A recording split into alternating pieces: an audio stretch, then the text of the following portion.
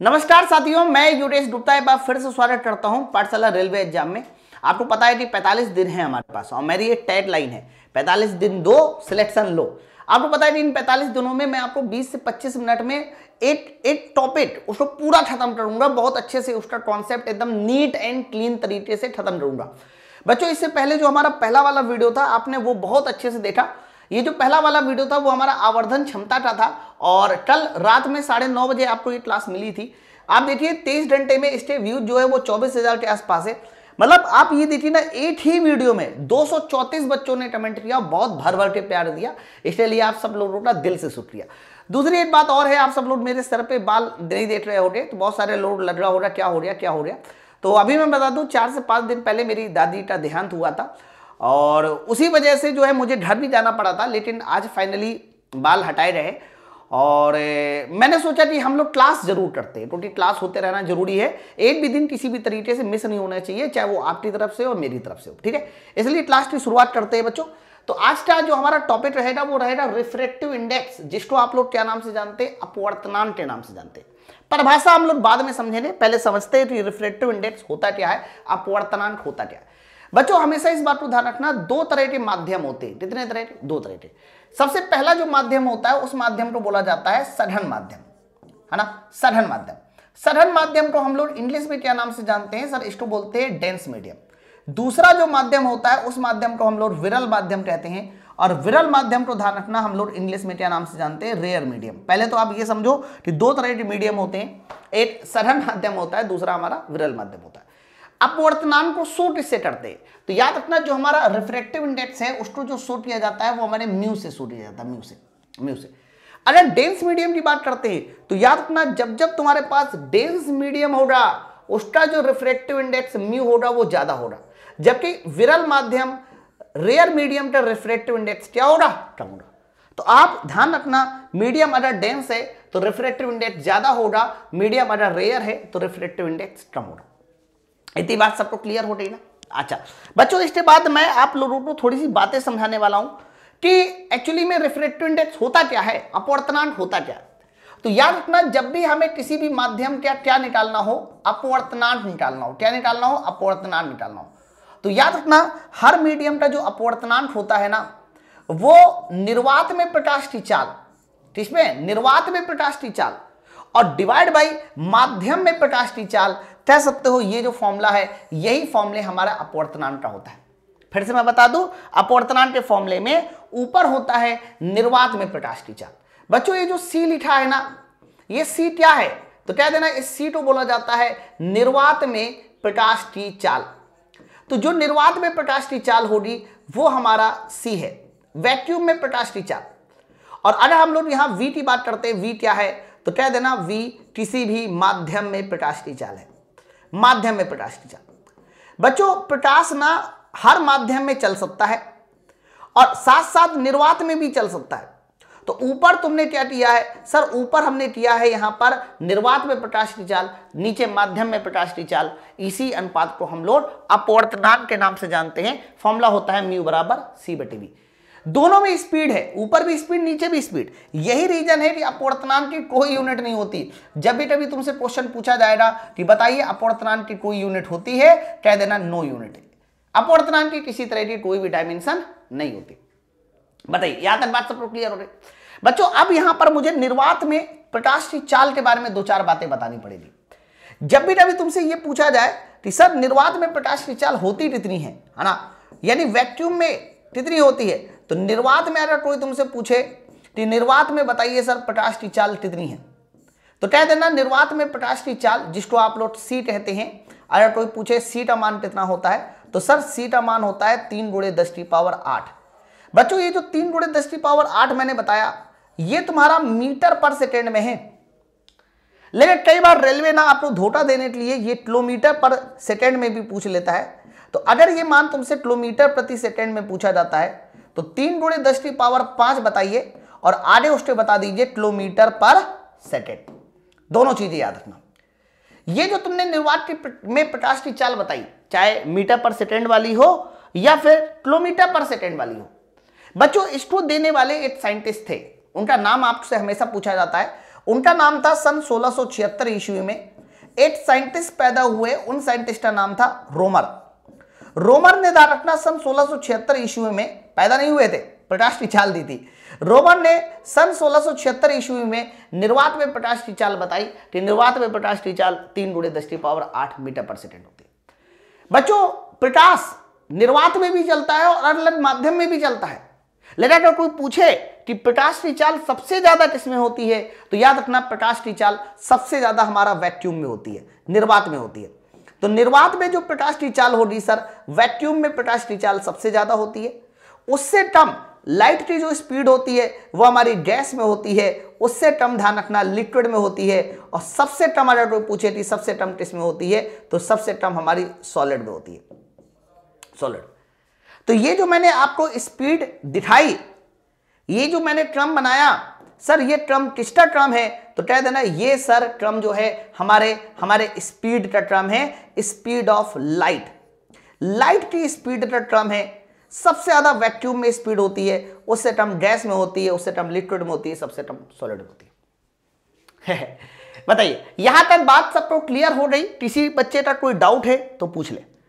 बच्चों अब यहां पर आप लोगों को यह समझना पड़ेगा कि जैसे कि आपने फॉर्मूला बताया कि म्यू बराबर c/v आता है, म्यू बराबर c/v आता है।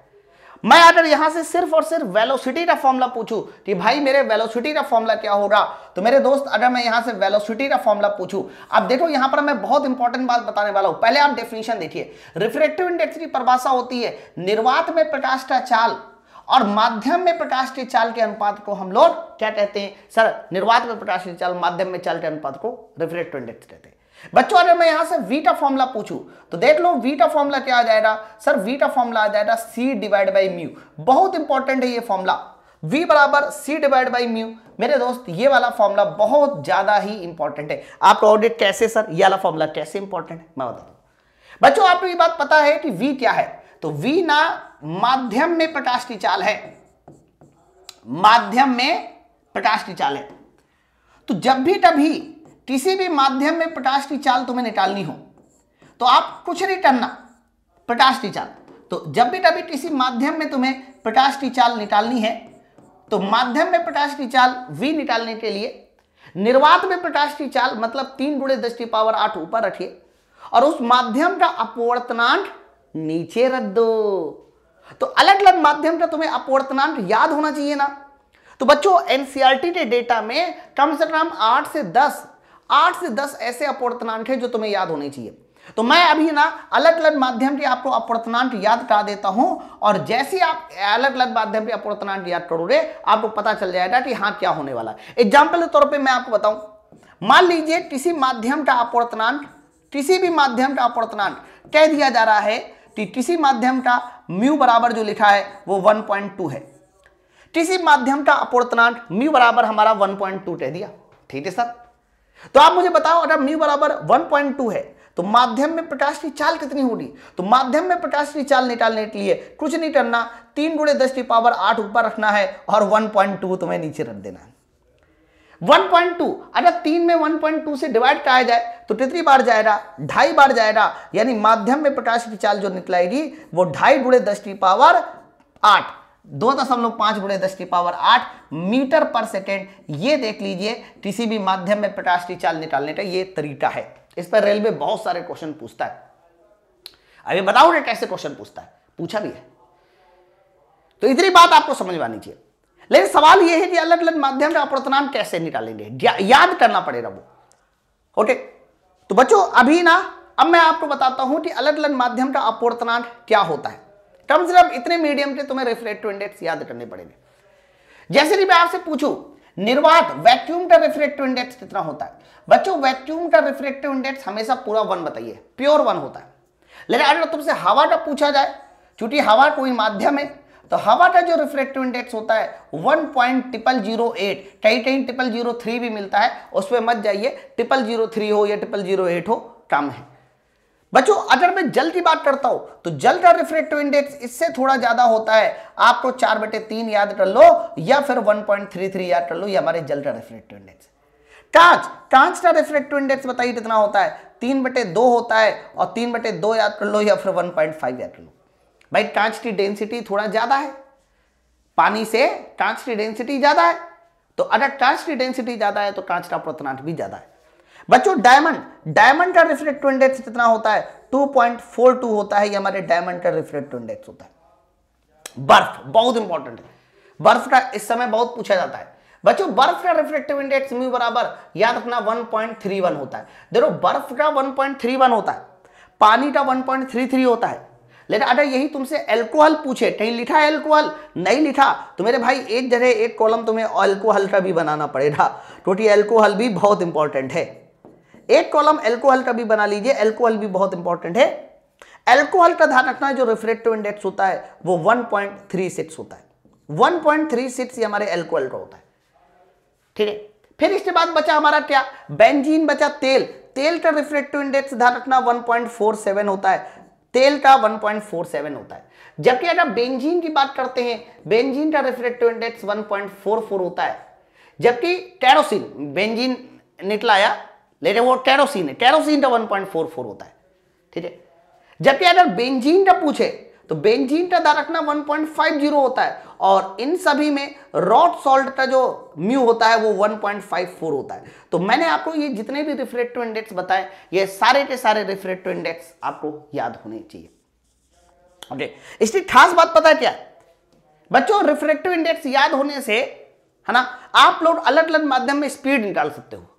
जैसे मैं कह दूं कि पानी में प्रकाश की चाल कितनी होगी, है ना, मैंने आपसे पूछा कि पानी में आप मुझे प्रकाश की चाल बताओ जरा।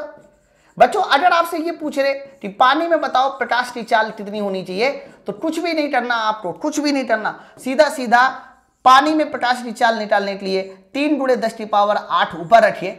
अब पानी का जो अपवर्तनांक तुमने 4/3 बोला उसे नीचे रख दो, रख दे नीचे। आप बताओ जैसे ही आप ये सॉल्व कराएंगे तो 9/4 हो जाएगा, और 9/4 × 10⁸ ये हमारा मीटर पर सेकेंड पानी में प्रकाश की चाल आ रही, 9/4 × 10⁸ मीटर पर सेकेंड। इसको पूरा सॉल्व कर लीजिए। तो अलग अलग माध्यम में स्पीड निकालने के लिए हमें रिफ्रैक्टिव इंडेक्स बहुत ज्यादा जरूरी होते हैं, और इस पे क्वेश्चन भी पूछे जाते हैं। अब बच्चों अभी ना मैंने आपको ये जो फॉर्मूला बताया ना, ये वाला फॉर्मूला, ये वाले फॉर्मूले पर कई बार एनालिसिस आती है कि इससे वेलोसिटी को कैसे रिलेट करना है, लैम्डा को कैसे रिलेट करना है, बहुत सारी चीजें बतानी होती है। और भी एक दो छोटे छोटे पॉइंट है, तो मैं इसके बाद अगली स्लाइड लेते आऊं एनालिसिस। एनालिसिस में क्या करना है बहुत ध्यान से सुनो बच्चों। आपने अभी अभी ये फॉर्मूला जाना कि अगर माध्यम में प्रकाश की चाल v निकालनी है तो निर्वात में प्रकाश की चाल बटे अपवर्तनांक करना होता है। यही तो मैंने बताया कि अगर माध्यम में प्रकाश की चाल v चाहिए तो निर्वात में प्रकाश की चाल ऊपर रखिए और उसका अपवर्तनांक नीचे रखिए। यह हमारा माध्यम में प्रकाश की चाल है। बच्चों यही से क्लियर हो गया कि माध्यम में प्रकाश की चाल v कहीं ना कहीं अपवर्तनांक म्यू के इनवर्सली प्रोपोर्शनल होता है, म्यू के इनवर्सली प्रोपोर्शनल। और आपको यह भी बात पता है, कि v बराबर बताइए फॉर्मूला क्या होता है, n × लैम्डा होता है ना। वेलोसिटी जो है उसका फॉर्मूला v बराबर n × लैम्डा होता है। तो बच्चों यहां से हम लोग ये भी देख सकते हैं कि वेलोसिटी कहीं ना कहीं लैम्डा के समानुपाती है। ये देखो हमने दो चीजें समझी कि वेलोसिटी लैम्डा के समानुपाती है और वेलोसिटी हमारे पास कहीं ना कहीं अपवर्तनांक के इनवर्सली प्रोपोर्शनल है। अगर मैं इन दोनों बातों को एक साथ लिख दूं, तो क्या कहूंगा? तो ये कहूंगा कि सर वेलोसिटी लैम्डा के समानुपाती है, लेकिन अपवर्तनांक के इनवर्सली प्रोपोर्शनल है। क्या मैं इसको ऐसा लिख सकता हूं? बिल्कुल लिख सकता हूं। बिल्कुल सर आप लोग इस बात को ऐसे लिख सकते हो, बहुत इंपॉर्टेंट बात है, ओके। अब बच्चों यहां सुनो, इसमें ना आप लोग को 1-2 वाला फॉर्मूला भी पता होना चाहिए। अगर मैं यहां 1-2 वाला फॉर्मूला बनाऊं तो क्या कहूंगा बताइए? v1/v2 बोल दो बराबर λ1/λ2 बोल दो बराबर, चूंकि अपवर्तनांक अपोजिट में है तो क्या मैं इसको μ2 / μ1 कर सकता हूं। तो ये अगर कभी भी फॉर्मूला बनाना आए तो ध्यान रखना वेलोसिटी लैम्डा के फॉर्मूले समानुपाती वाले फॉर्मूले बनेंगे, और ध्यान रखना अपवर्तनांक के फॉर्मूले इनवर्सली प्रोपोर्शनल वाले बनेंगे, ठीक है। चलिए अब एक कहानी और सुनो बच्चों। आपको ये बात पता है कि जब भी कभी अभी रेलवे ने ये चीजें की है, रेलवे ना अब जब अपवर्तनांक पूछता है ना तो विद रिस्पेक्ट में पूछता है इसके सापेक्ष स्टार। जैसे कि अपवर्तनांक जब भी कभी लिखा जाता है तो वो इस तरह से लिखा जाता है 1 μ2। पहले आप ये समझो कि 1 μ2 को कहते क्या है। बच्चों 1 म्यू2 को कहा जाता है कि माध्यम 1 के सापेक्ष माध्यम 2 का अपूर्णांक। जो चीज पहले हो उसके सापेक्ष बोलिए और जो चीज बाद में हो उसका अपूर्णांक बोलिए। क्या बोला जाएगा इसको बताइए सर? इस वर्ड को बोला जाएगा माध्यम 1 के सापेक्ष। ध्यान से सुनिए ना, माध्यम 1 के सापेक्ष, माध्यम 1 के सापेक्ष माध्यम 2 का अपवर्तनांक, माध्यम 1 के सापेक्ष माध्यम 2 का अपवर्तनांक, माध्यम 2 का अपवर्तनांक।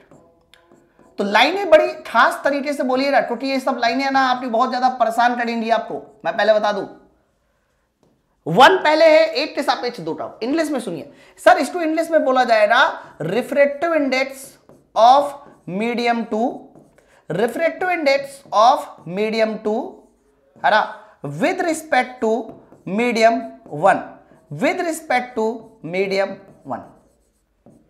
ओके, ये इसका इंग्लिश टर्म।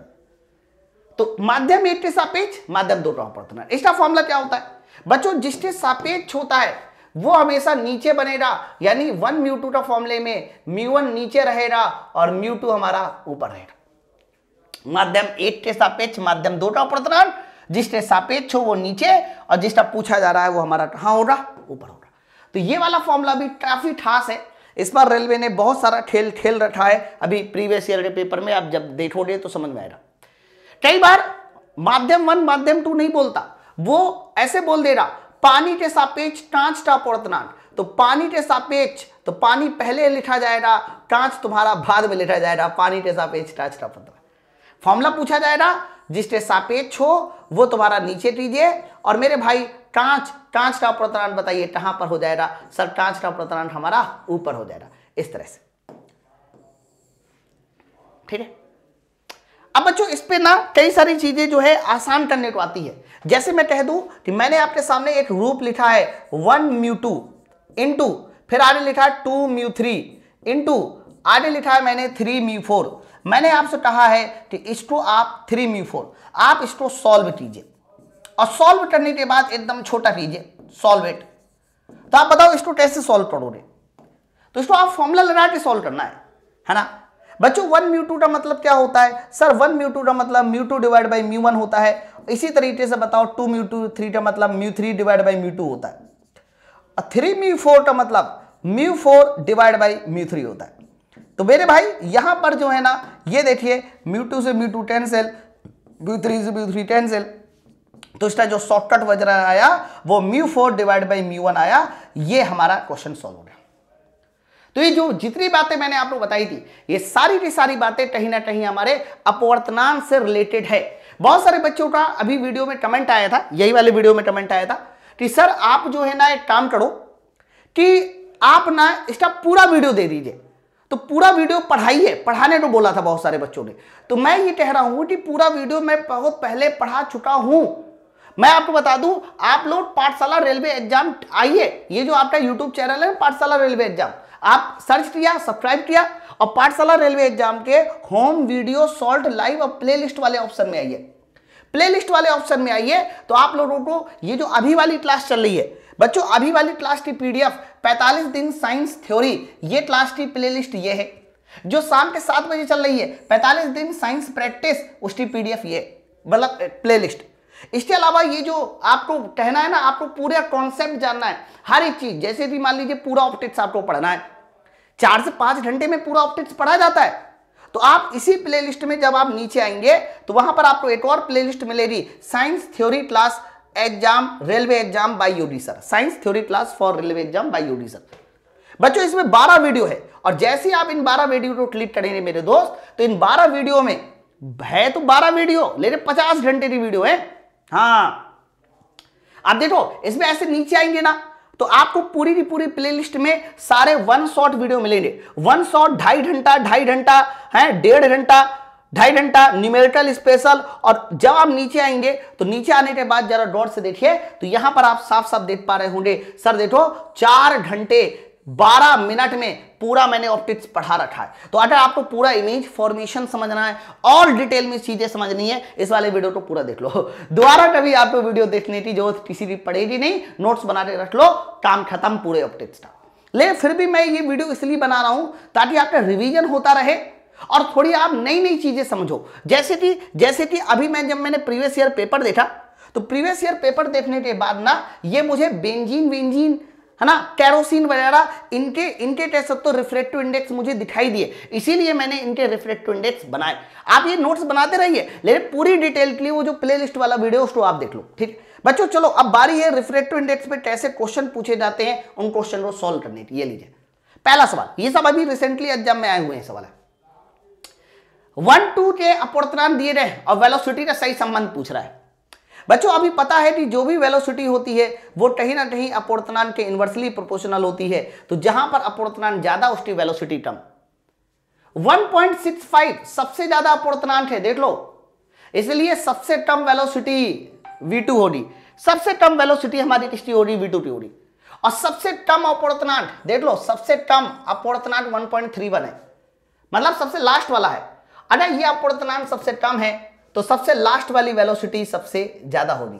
ओके, तो सबसे ज्यादा v3, उससे कम v2 और सबसे कम बताइए हमारा क्या हो जाएगा, हरा सबसे कम हमारा कौन सा हो जाएगा, सबसे कम हमारा v2 और बीच में हमारा कौन सा हो जाएगा सर, बीच में हमारा v1। चेक कीजिए, एकदम सही ना। आप फिर से देख लो भाई, ये हमारा क्या है, ये हमारा μ1 है, ये हमारा μ2 है, ये हमारा क्या है, μ3। सबसे कम म्यू क्या है, 1.31, इसलिए सबसे ज्यादा वेलोसिटी है। ठीक है, सबसे ज्यादा μ2, इसलिए सबसे कम। तो v3 सबसे आगे होगा, v1 उससे पहले और v2 हमारा सबसे बाद में आएगा। ये देखिए ऑप्शन नंबर हमारा कौन वाला उत्तर सही होगा, ए वाला आंसर पूरी तरह से सही है। चेक कीजिए, ये हमारे आरआरसी ग्रुप डी 2022 का सवाल है, मॉर्निंग इंटरसेप्टर। ये लीजिए, इसी के जैसा एक और सवाल पूछा गया है, मतलब ये वाला डेटा देखो अलग है, डेटा अलग है, और ये वाला डेटा देख लीजिए अलग है। बच्चों ये हमारा μ1 है, ये हमारा μ2 है और ये हमारा μ3 है। बोला जा रहा है कि बताइए वेलोसिटी का सही संबंध क्या होगा। तो आपको पता है कि जो भी हमारी वेलोसिटी होती है वो अपवर्तनांक के इनवर्सली प्रोपोर्शनल होती है। तो जब इनवर्सली है तो सब उल्टा हो रहा, तो जहां अपवर्तनांक सबसे कम है, अब सबसे कम अपवर्तनांक ये है 1.31, इसीलिए सबसे ज्यादा वेलोसिटी v1 होगी। है फिर उससे देखो ये हमारा सबसे लास्ट में आना चाहिए, तो इसका मतलब v2 हमारा आएगा, फिर लास्ट में हमारा v3 आएगा। भाई जिसका अपवर्तनांक सबसे ज्यादा उसकी वेलोसिटी सबसे कम, जिसका अपवर्तनांक सबसे कम वो वेलोसिटी सबसे ज्यादा है। ठीक है, तो इस तरह के सवाल तुम्हारे एग्जाम में भर भर के पूछे जाते हैं। ऑप्शन नंबर डी हमारा सही है। और देखिए ये वाला सवाल सिंपली एक फॉर्मूला पूछा गया था। आपको पता है कि जो सही संबंध होता है वो वैसे फॉर्मूला होता है v बराबर c/μ। आप देख लो v बराबर c/μ से कौन वाला फॉर्मूला बनेगा, तो ये वाला तो गलत हो गया सर, ये वाला गलत हो गया। अच्छा μ बराबर पूछा जाए तो μ बराबर क्या हो जाएगा, c/v। देख लो μ बराबर c/v, तो μ बराबर c/v का देख लीजिए, ऑप्शन नंबर डी हमारा सही है। मतलब हर एक टॉपिक के बाद मुझे आपको 4-5 एग्जाम्पल जरूर सॉल्व कराने हैं, जिससे कि आपको ये पता रहे कि हाँ ये सवाल हमारे एग्जाम में पूछे जाते हैं। ये वाला सवाल देखिए, ये आरआरबी जेईई 2019 का सवाल है। अपवर्तनांक का सही क्रम बताइए। सबका मैंने अपवर्तनांक बता रखा है। जल का बताइए कितना होता है 1.33, कांच का बताइए कितना होता है 1.5, और वायु का कितना मैंने बताया था 1.008। सर इन्होंने जो पूछा है वो आरोही क्रम पूछा है, असेंडिंग ऑर्डर पूछा, बढ़ता क्रम पूछा है। तो बढ़ते क्रम में सबसे पहले वायु आएगा, उससे बाद कांच आएगा, मतलब उसके बाद पानी आएगा, फिर कांच आएगा। इसीलिए देख लो ऑप्शन नंबर सी, ये हमारा बढ़ता हुआ क्रम है। चेक कीजिए, नेक्स्ट ये लीजिए, ये वाला सवाल अभी रिसेंटली एग्जाम में पूछा गया सवाल है। बच्चों आपको पता है कि यहां पर मैंने सारे रिफ्रैक्टिव इंडेक्स बता रखे।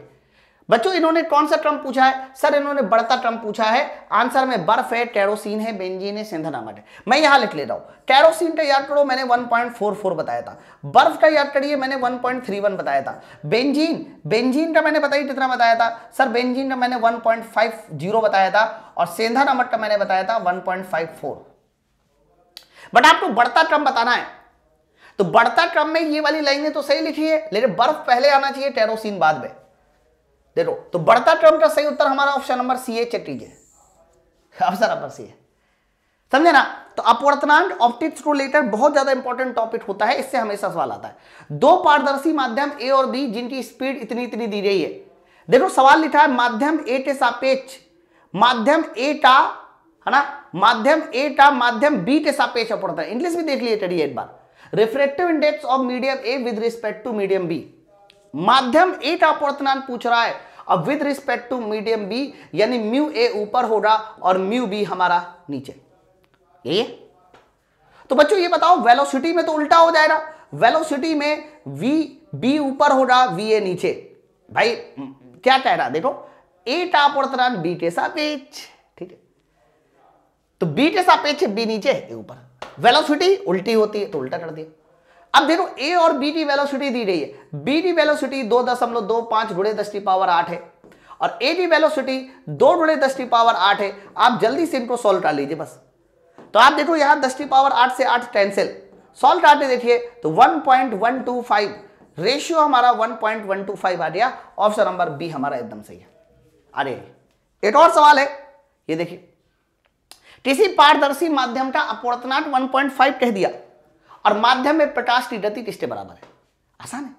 अरे यार प्रकाश की गति के लिए सीधा सीधा 3 × 10⁸ ऊपर रखिए, अपवर्तनांक 1.5 नीचे रखिए, तो आप बताओ प्रकाश की गति कितनी हो जाएगी? 2 × 10⁸ हो जाएगी मीटर पर सेकेंड। क्या बात हो गई।